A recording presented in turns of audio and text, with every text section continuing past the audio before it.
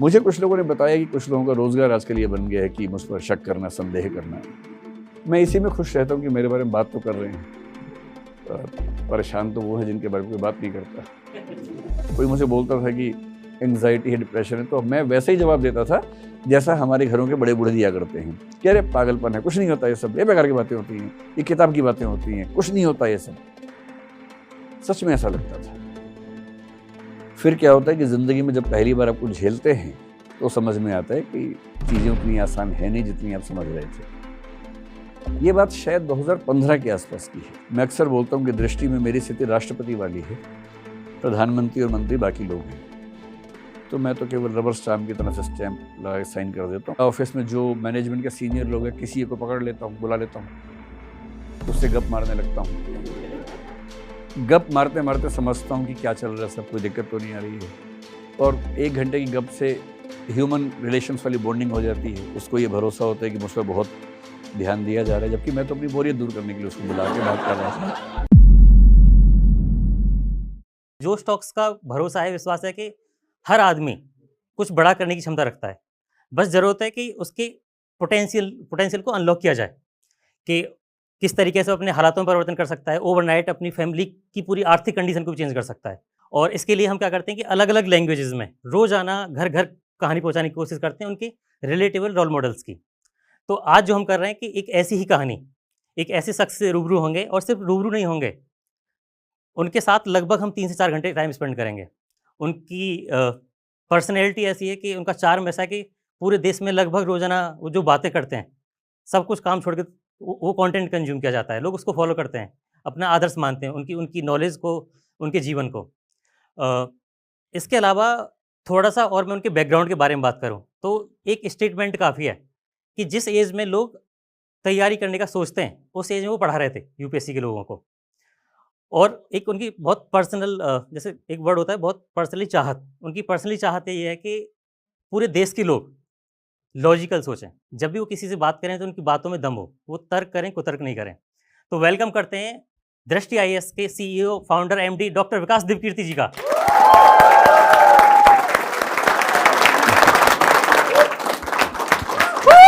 खड़े पे ताली बजनी चाहिए। मेरा पहला क्वेश्चन है कि आपका जो सरनेम है दिव्यकीर्ति, इसके बारे में लोग बहुत अलग-अलग तरह की बातें करते हैं, अपनी-अपनी तरीके से व्याख्या करते हैं। मेरी भी क्या अलग है, मैं वो बताना नहीं चाहता। बताइए दिव्यकीर्ति के पीछे की कहानी आप बताइए। वैसे क्या-क्या व्याख्याएँ करते हैं लोग? मेरे को अपनी पता है कि जैसे मैंने हिस्ट्री पढ़ी है तो जो सम्राट अशोक था, हाँ, उन्होंने कुछ ऐसा पीस एग्ज़ैक्टली वर्ड नहीं लेकिन उसमें कीर्ति कोई वर्ड था, अच्छा। है ना? तो उन्होंने लगा लिया था, प्रकाश कीर्ति या कुछ ऐसा वर्ड था। प्रियदर्शी, यस प्रियदर्शी, मेरे को याद आ हाँ, गया, प्रियदर्शी प्रियदर्शी। वर्ड लगा लिया था कि तो इस क्या वजह है कि तो आपने मैं भी दिव्यकीर्ति यूज़ सम्राट की? अशोक हूँ अपने ज़माने का। ठीक है, तो मैं चाहता इसलिए हूँ अब स्टेज आप सँभालो जी, जी, जी, जी, और जी, आप जी, जी। इससे आगे सब कुछ लेके जाओ। जी, ठीक है? जी, डन, थैंक यू।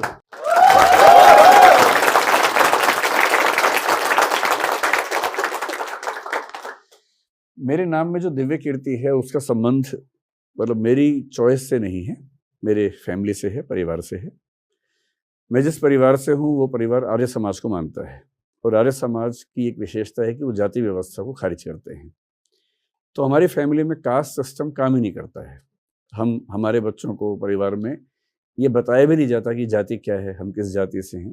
तो वो परंपरा कम से कम 3 पीढ़ियों से चली आ रही है। जो मेरे पेरेंट्स की जनरेशन थी, उस जनरेशन में बहुत सारे लोग साहित्यकार हैं। मेरे पिताजी भी साहित्यकार हैं। उनको हरियाणा के साहित्य अकादमी से कई अवार्ड्स मिले हैं, कई उपन्यास लिखे उन्होंने। तो उस समय उन साहित्यकार परिवार के लोगों में एक राय बनी कि बच्चों के हम कास्ट नेम तो नहीं लगाएंगे, तो क्यों ना कुछ मौलिक सा नाम रखें जो साहित्यिक सा हो। तो ऐसा हमारे पूरे खानदान में 3-4 परिवारों में हुआ। उनमें से एक हमारा परिवार था। तो हम 3 भाई हैं, मैं सबसे छोटा भाई हूँ और हम तीनों भाइयों के सरनेम अलग-अलग हैं। बड़े भैया का सरनेम मधुवर्षी है, दूसरे भैया का सरनेम प्रियदर्शी है, मेरा सरनेम दिव्यकीर्ति है।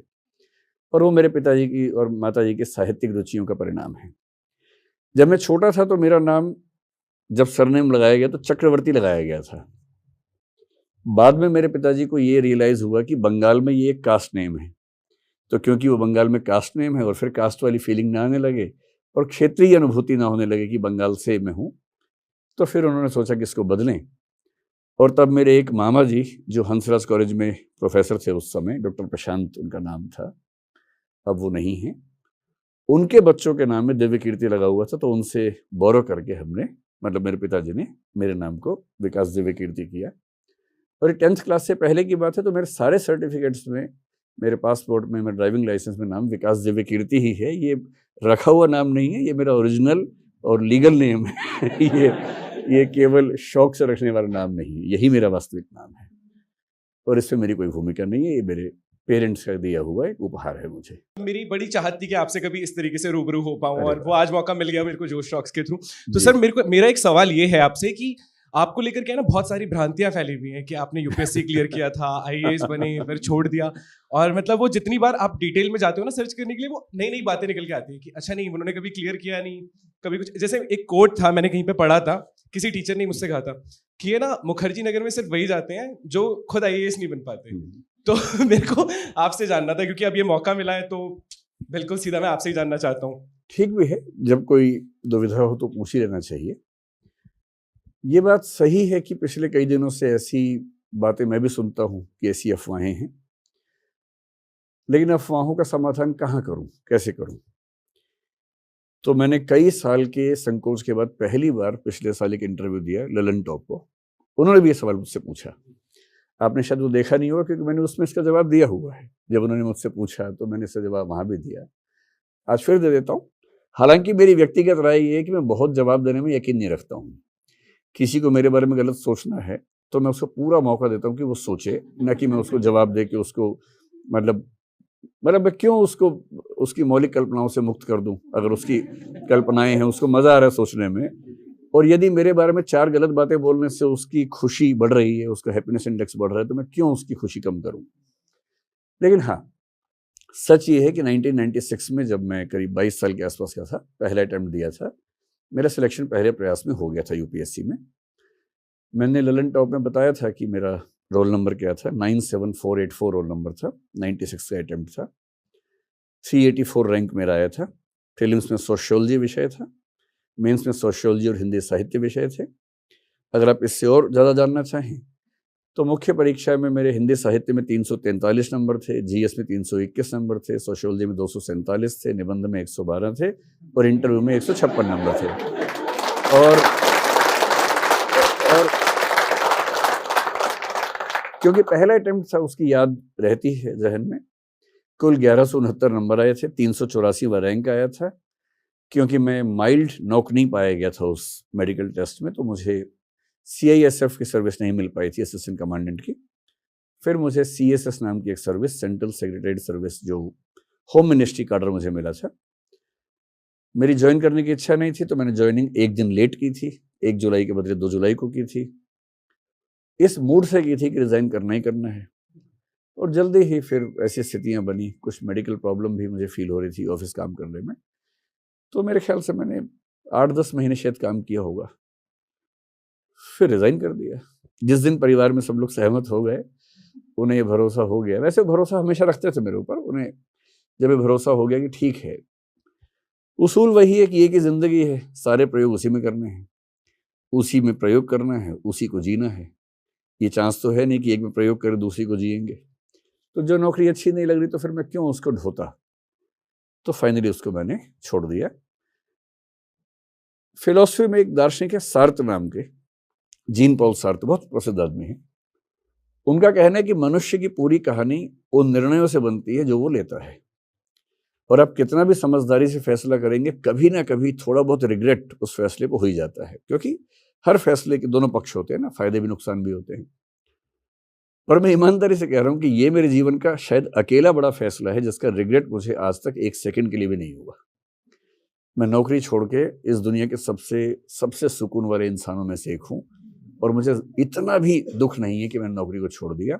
हमें होम मिनिस्ट्री में था और कुछ दिन अच्छे गुजरे थे वहाँ, लेकिन उससे बहुत अच्छे दिन मैं गुजार रहा हूँ नौकरी छोड़ने के बाद। ये सच है मेरे बारे में जो आप जानना चाह रहे थे। अभी भी कोई शक है तो उसका इलाज मेरे पास नहीं है। और सच बात यह है कि मुझे फर्क भी नहीं पड़ता इस बात से। अगर आप शक करते ही रहे तो मैं क्यों अपनी तबीयत खराब करूँगा ना। आप अगर आपकी रुचि है, आपको शौक है शक करने का, मुझे कुछ लोगों ने बताया कि कुछ लोगों का रोजगार आजकल ये बन गया है कि मुझ पर शक करना, संदेह करना। मैं इसी में खुश रहता हूँ कि मेरे बारे में बात तो कर रहे हैं, और परेशान तो वो है जिनके बारे में कोई बात नहीं करता। बात तो हो रही है कम से कम, तो वही ठीक है। तो अगर कोई आपसे पूछे, आप कह देना कि मैंने भी ये कठिन सवाल पूछा था पर इसका जवाब मिल गया, और जो तथ्य मैंने आपको दिए आप उसकी जांच सीबीआई से करवा सकते हैं। और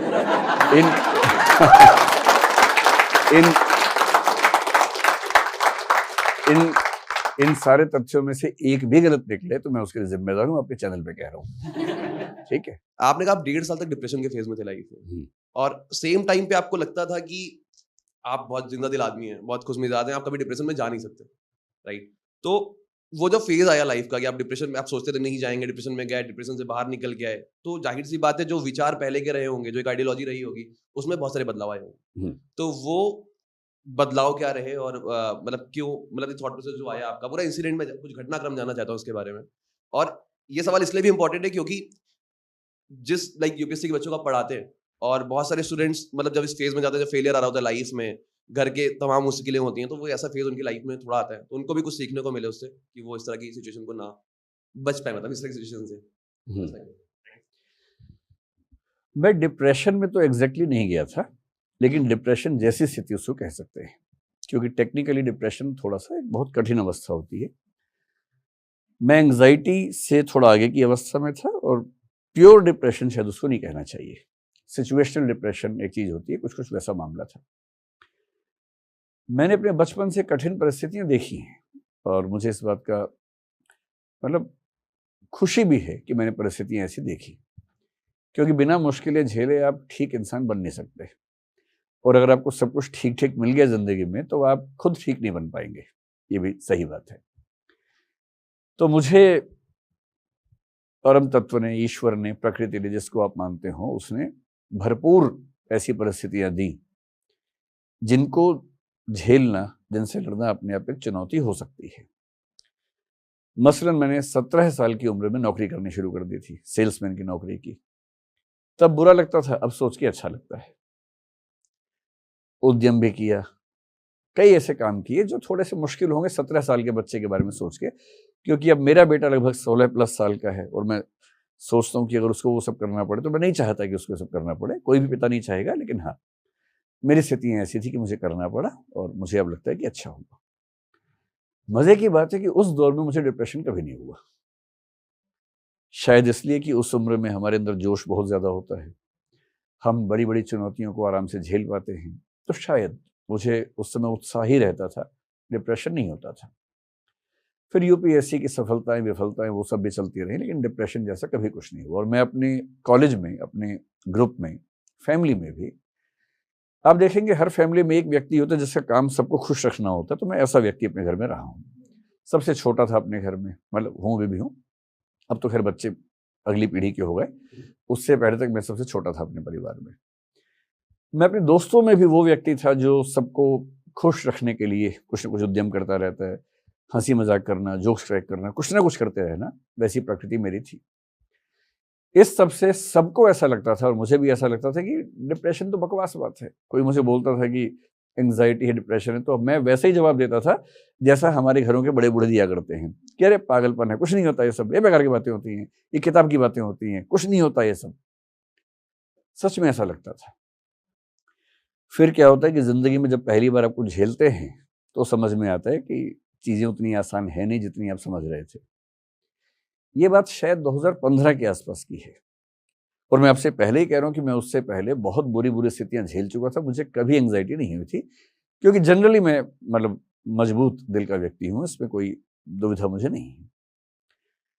2015 में मुझे कुछ लोगों ने कहा कि अब आपको राजनीति में जाना चाहिए, और मेरा शुरुआती जीवन में सपना था राजनीति में जाने का, अब नहीं है। 2015 में मुझे लगा कि चलो एक प्रयोग करके देख लेते हैं। चीजें जिंदगी में वेल सेटल्ड थी, लगभग सब कुछ वेल सेटल्ड था। जब सब कुछ सेटल्ड हो, आप फाइनेंशियली भी ठीक हो, सामाजिक सम्मान भी ठीक ठाक हो ही आपके पास, तो व्यक्ति की भूख राजनीतिक ताकत की बचती है। और कई दोस्त पॉलिटिक्स में थे, उन सब ने कहा कि आपको होना चाहिए, तो मुझे लगा प्रयोग करके देखता हूँ। तो एक लेबोरेटरी एक्सपेरिमेंट के तौर पर मैंने अपनी सोसाइटी जहाँ मैं रहता हूँ वहाँ का इलेक्शन लड़ा, जीत भी गया। वहाँ मैंने 1.5 साल काम भी किया और मुझे ऐसा लगता है कि मैंने काम अच्छा किया। किसी की गलती नहीं है। मैं ये बिल्कुल नहीं कहना चाह रहा कि कुछ लोगों ने मेरे साथ ऐसा किया, ये तो बेकार की बात है। वो दुष्यंत कुमार ने कहा है ना कि मत कहो आकाश में कोहरा घना है, ये किसी की व्यक्तिगत आलोचना है। तो मेरी रुचि दूसरों की आलोचना करने में है नहीं, मेरी रुचि अपने आप को परखने में है। पहली बार एक नया फेज मेरी जिंदगी में आया। मैं बहुत डेमोक्रेटिक आदमी हूँ, मतलब ऐसा मुझे लगता है। तो मैंने सोसाइटी में कोशिश की कि भाई जो भी डेमोक्रेटिक प्रोसेस है सारा ट्रांसपेरेंसी से होना चाहिए। व्हाट्सएप ग्रुप्स बनाए पूरी सोसाइटी के कि जो भी डिस्कशंस हो आमने सामने हों। उसमें सीधी सी बात है आलोचनाएं भी खूब होती थी और जो विपक्ष था बहुत मजबूती से अपनी बात रखता था। मैंने पाया कि मैं उतना मजबूत नहीं हूं जो राजनीति के इन प्रश्नों को सुलझा सके, झेल सके। इसमें किसी की गलती नहीं है, गलती सिर्फ मेरे व्यक्तित्व की थी। तो मुझे लगता है कि मैं सामाजिक जीवन की उन चुनौतियों को झेलने में उतना सक्षम उस समय नहीं था कि इस तरह की हजारों आलोचनाएं, हजारों संदेहों को, आप ठीक काम करें तब भी कोई आप पे आरोप लगा दे, सरेआम आरोप लगा दे, कुछ भी आरोप, चोरी का, डकैती का, आपने पैसा खा लिया, ऐसा आरोप बातचीत में कोई लगा दे। मैं आदी था नहीं उस चीज का, अभ्यस्त नहीं था। टीचर होने का एक बुरा पक्ष ये है कि टीचर क्लासरूम में तानाशाह की तरह होता है, कम से कम भारत में तो होता ही है, और तानाशाह के सामने कोई कुछ बोल नहीं पाता है। तो लंबे समय तक टीचिंग करने की वजह से मुझे बहुत आदत रही नहीं थी कि कोई मेरा बहुत खराब तरीके से विरोध करे और मैं उसको सुनूं, झेलूं, ऐसा अभ्यास नहीं था। तो मैं उस समय थोड़ा सा एंग्शियस होने लगा। मुझे इस बात से परवाह होने लगी कि इतने सारे लोग मेरे बारे में गलत सोचते होंगे, जबकि मैं अपने होशो हवास में कोई गलत काम नहीं कर रहा था, पूरी ताकत से अच्छा ही काम करना चाह रहा था। मैं जूझता रहा। जिस दिन मैंने वो पद संभाला उसके करीब 15 दिन के बाद मुझे तबीयत खराब होने लगी। इतनी खराब हुई कि मुझे कई चेकअप करवाने पड़े, MRI हुआ, CT स्कैन हुआ, पता नहीं क्या क्या हुआ, कुछ निकला ही नहीं, सब ठीक था। अंत में एक न्यूरो साइंटिस्ट ने, या आप कह सकते हैं न्यूरोलॉजिकल एक्सपर्ट ने इस बात को पहचाना और कहा कि आप एकदम फिट हैं, केवल आपको किसी बात की एंग्जाइटी परेशान कर रही है। तो मैंने बताया कि हाँ ऐसा हो सकता है। उन्होंने कहा आप 7 दिन के लिए मोबाइल फ़ोन छोड़ दीजिए। मैंने 7 दिन के लिए फ़ोन छोड़ा और उन 7 दिन में मुझे कोई दवाई नहीं खानी पड़ी। मुझे तो बड़ा सिंपल सा है, केवल फ़ोन छोड़ना है, पर फ़ोन छोड़ना आसान नहीं था। मेरा सारा काम धंधा उसी पे टिका हुआ था। तो धीरे धीरे समझ में आया कि अगर मैं इस दलदल से बाहर नहीं निकलूंगा तो मैं अपने साथ अन्याय कर बैठूंगा। डॉक्टर ने कहा कि अगर ये फेज लंबा चल गया तो आप दवाइयों के हैबिचुअल हो जाएंगे, ये ठीक नहीं है। तो काफ़ी लंबे विचार विमर्श के बाद ये तय हुआ कि जो गली मेरे लिए ठीक नहीं है उस गली में क्यों कदम रखना।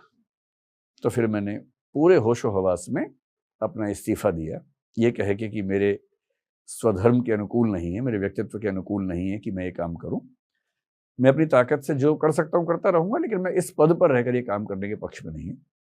और बहुत इंटरेस्टिंग बात है, इस्तीफा देने के 6-7 दिन के बाद से दवाइयाँ छूट गई, उसके बाद से आज तक मैंने दवाई नहीं खाई उस चीज़ की। तो ये सिचुएशनल आप कह सकते हैं एंग्जाइटी डिप्रेशन था कि एक खास परिस्थिति ने मुझे वैसा बना दिया था। अब सवाल है कि इससे मैंने क्या सीखा या इसके कुल मिला के टेक अवेज क्या हैं। पहला मैंने ये सीखा कि राजनीतिज्ञों को नफरत की निगाह से देखना ठीक नहीं है, उनको संवेदना की निगाह से देखना चाहिए। अब मुझे पॉलिटिशियंस पे दया आती है, करुणा का भाव आता है, क्योंकि जितना वो झेलते हैं उतना कोई नहीं झेलता है। उन पे आरोप लगाना सबसे आसान काम है, उनका मजाक बनाना सबसे आसान काम है। और मैं कई बार कहता हूं कि अगर अरविंद केजरीवाल या राहुल गांधी वो सारे व्हाट्सएप देख लें जो उनके बारे में लोग बनाते हैं तो उनका क्या हाल होगा, डिप्रेशन हो जाएगा। क्योंकि इतनी तरह की गलत बातें राजनेताओं के बारे में कही जाती हैं, तो उन राजनेताओं की टीम के लिए बहुत ज़रूरी होता है कि वो सिलेक्टिव इन्फॉर्मेशन, फिल्टर्ड इन्फॉर्मेशन उन तक पहुंचाए, सारी इन्फॉर्मेशन ना पहुंचाए। तो पहला जो मेरा मिजाज बदला वो ये कि राजनेता बुरे नहीं है, राजनेता एक बहुत बड़ा पेन, बहुत बड़ा पत्थर अपनी छाती पे रखते हैं और हमें उनके प्रति संवेदनशील होना चाहिए। दूसरा मैंने ये समझा कि यदि कोई व्यक्ति कहे कि मैं मन से ठीक नहीं हूँ, मुझे साइकोलॉजिकल डिसऑर्डर है, डिप्रेशन है, एंग्जाइटी है, स्ट्रेस है, तो उसका मजाक नहीं बनाना चाहिए। मजाक हो सकता है आप उड़ाते ना हो पर मन में बनाते हो शायद, वो भी ठीक नहीं है। जिस तरह से हमारा शरीर बीमार हो सकता है वैसे हमारी चेतना भी बीमार हो सकती है, और चेतना के बीमार होने के बहुत सारे प्रमाण अब तो मेडिकल साइंस के पास है। तो उसके बाद से जब मुझे कोई ऐसा व्यक्ति मिलता है जो डिप्रेशन की बात करता है तो मैं बहुत सचेत होकर, बहुत सहृदय होकर उसकी बात सुनने का प्रयास करता हूँ। ना सुन पाऊं तो किसी से बात करवाता हूं ताकि उसको थोड़ा सा सुकून मिल जाए। तीसरी सीख मैंने ये ली कि देखिए जीवन एक ही है और करने को इतनी चीजें हैं कि जीवन कम पड़ जाएगा। इसलिए सबसे महत्वपूर्ण है कि आप अपनी प्रायोरिटीज तय कर लें, आपके लिए क्या ज्यादा महत्वपूर्ण है। और तब से मैंने तय किया कि मैं कोई ऐसा काम नहीं करूंगा जो मेरे मूल व्यक्तित्व या स्वधर्म के खिलाफ है। ऐसा कोई भी काम, चाहे वो उस समय पॉलिटिक्स थी, हालांकि अब तो मेरी स्किन इतनी थिक हो गई है कि अब शायद वो स्थितियां मुझे परेशान नहीं कर पाएंगी आज के समय में, उस समय करती थी। तो मुझे कई ऐसे, मैं जिस जगह हूं अभी, कई ऐसे प्रपोजल्स मेरे पास आते हैं स्टार्टअप्स के कि हम मिलकर ये स्टार्टअप कर लें, हम मिलकर वो स्टार्टअप कर लें। मुझे ये भी दिखता है कि वो चल जाएंगे, ऐसा नहीं कि नहीं चल पाएंगे, चल तो जाएंगे। और मैं अंत में एक ही वाक्य बोल के बात समाप्त करता हूं कि जीवन छोटा है, इसका एक दिन भी उस काम में नहीं लगाऊंगा जो काम मेरे मूल व्यक्तित्व के साथ नहीं चल सकता। हो सकता है कि इसमें बहुत कमा लूं, हो सकता है कि बहुत बड़ी सफलताएं मिलें, पर जिन प्रयासों की वजह से मैं ही नहीं रहूंगा, उन प्रयासों की सफलताएं तो किसी और को मिलेंगी ना, मैं तो बचा नहीं। तो मैं अपने मैं से समझौता करके कोई फैसला नहीं करूंगा। ये उसका सबसे बड़ा टेक अवे है जो मैंने अभी तक कम से कम अपने जीवन में सहेज के रखा हुआ। सर इसी में मेरा एक फॉलोअप क्वेश्चन है जी। कि मतलब जिस सर्कल में मैं रहता हूँ तो उसमें एवरेज एज 24, 25, 26 साल के आसपास है, और पूरा कॉर्पोरेट की नौकरी करने वाले लोग उस तरीके के लोग हैं, और आए दिन अपनी मेंटल हेल्थ के बारे में, अपनी एंग्जाइटी के बारे में बातें करते हैं, बर्नआउट के बारे में बात करते हैं। तो एक 25 साल का युवा लड़का या लड़की कोई भी, और जो पर्सनल वर्सेस प्रोफेशनल लाइफ के बीच में उस बैलेंस को नहीं बना पा रहा है, उसको आप क्या सुझाव देंगे? देखिए, जो 24-25 साल के बच्चे हैं उनमें से कुछ वर्कोहलिक होते हैं। वर्कोहलिक वो है जिसको काम में इतना मजा आ रहा है, उसी में अपनी अचीवमेंट देखता है, आगे बढ़ना चाहता है। अगर वर्कोहलिक है तो वो शायद लाइफ और वर्क का बैलेंस बनाना चाहता भी नहीं है। उसको तो मैं डिस्टर्ब नहीं करना चाहूंगा कि ठीक है कि वो अभी उस उम्र को जी ले, आगे बढ़ने का सपना, क्योंकि ये भी तो सपना होता है ना कि मैं इतना आगे बढ़ जाऊं, मेरा स्टार्टअप ऐसा हो जाए, मेरा ये चीज वैसी हो जाए। अगर किसी के पास जीवन में पर्पस है तो आमतौर पर उसको एंग्जाइटी नहीं होगी, डिप्रेशन नहीं।